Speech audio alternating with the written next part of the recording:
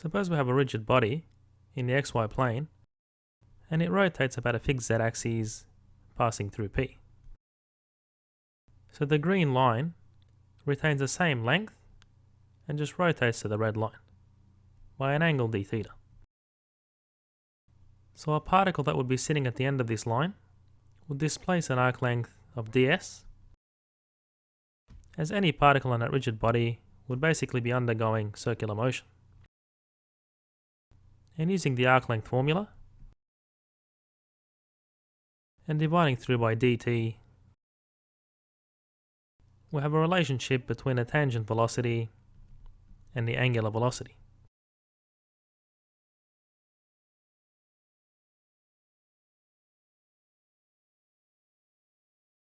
And this here is basically the magnitude of the cross product between the angular velocity and the radial vector.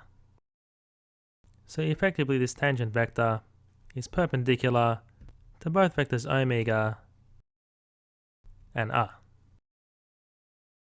And if we differentiate, we obtain a tangent acceleration, which is r by the angular acceleration, or the magnitude of the cross product between the angular acceleration and r.